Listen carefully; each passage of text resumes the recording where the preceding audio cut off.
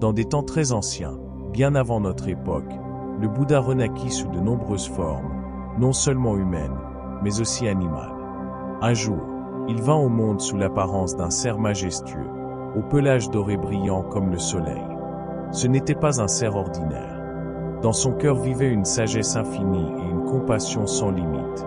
Il habitait une immense forêt près du royaume de Bénarès, où vivaient 2 grandes hardes de cerfs.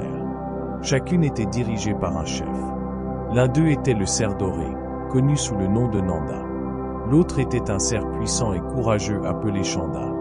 Le roi de Bénarès, passionné de chasse, organisait souvent de grandes battues. Les cerfs vivaient alors dans la peur constante d'être poursuivis et capturés.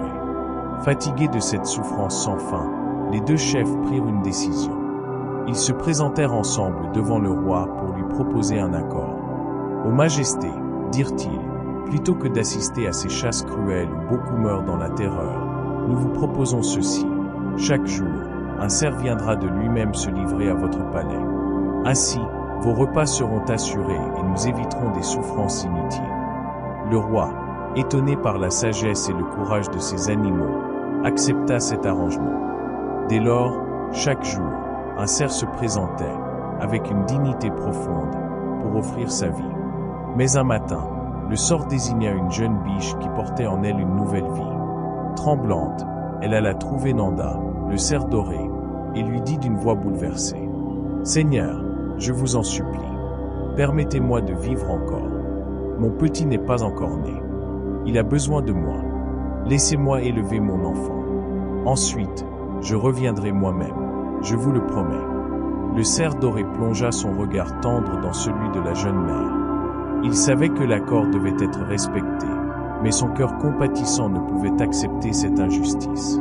Sans hésitation, il prit une décision. « Tu resteras auprès de ton petit, » dit-il avec douceur. « J'irai à ta place. » Il se rendit alors au palais, seul, la tête haute. Le roi, surpris de ne pas voir l'animal prévu, demanda: « Pourquoi es-tu venu aujourd'hui?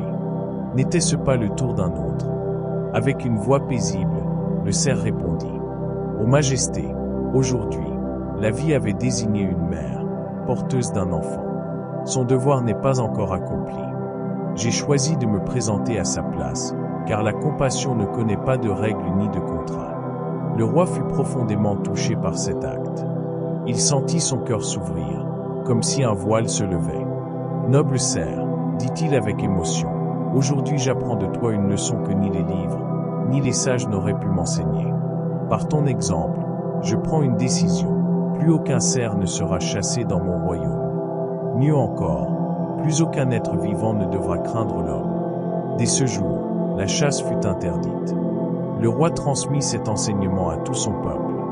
Le respect de la vie devint une valeur sacrée. La forêt retrouva la paix, et les animaux vécurent sans crainte. Le cerf doré retourna dans sa harde. Son geste devint une légende, transmise de génération en génération. Un rappel éternel que la véritable grandeur ne réside pas dans la force ou le pouvoir, mais dans la capacité à aimer et à protéger les autres. Ce conte nous enseigne que les actes désintéressés laissent une trace durable. Un seul geste de compassion peut transformer le cœur des hommes et changer le monde. Ainsi, l'esprit du cerf doré continue de vivre en nous, comme une lumière douce qui guide nos pas vers la bonté et la sagesse.